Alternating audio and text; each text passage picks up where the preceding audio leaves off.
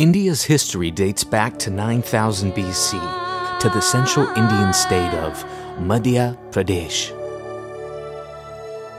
Throughout history, the perception of India has evolved. During the Roman Empire, India was a central place for international trade and diversity.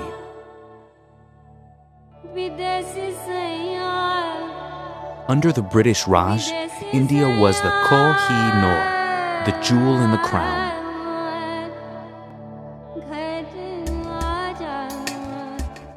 As independence grew closer for India, equality and empowerment were the words to describe the portrait Gandhi painted.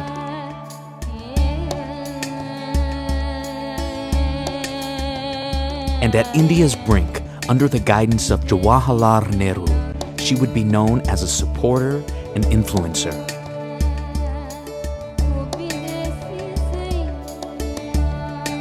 History is in the foundation and soil of India.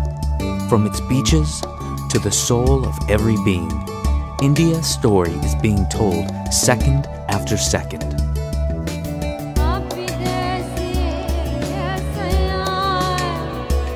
India's story unfolds in a city sculpted by time and preserved by 1 billion people, New Delhi.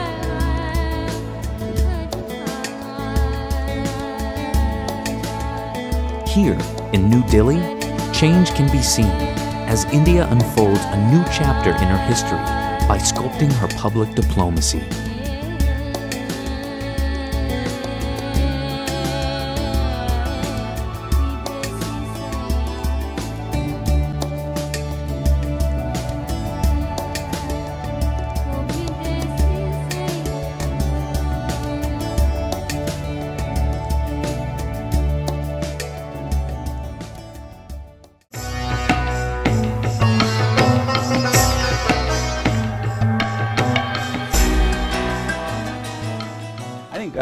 Delhi is an amazing city. It's often called, there's an old song that Delhi hai dil Hindustan ka, which means that Delhi is really the heart of India.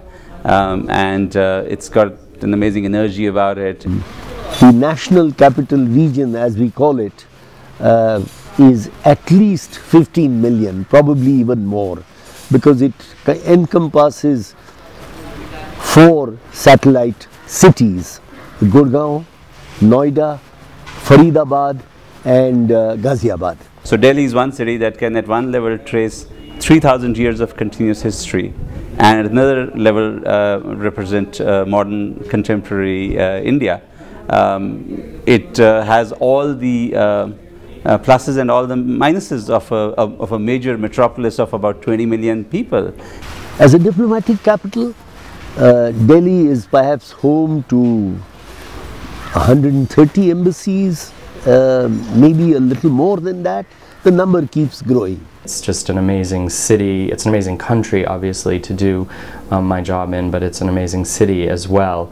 You know, going back long before the British were here, back to the Mughals, back to even before that, Delhi as the seat of power, as where the Sultan was, has just always been part of international relations. And looking at India as a whole, the relationship between Delhi and the regions and the other major cities is also something that I find just fascinating. I think Delhi's become a very pleasant experience for many people, and it's such a rich historical city.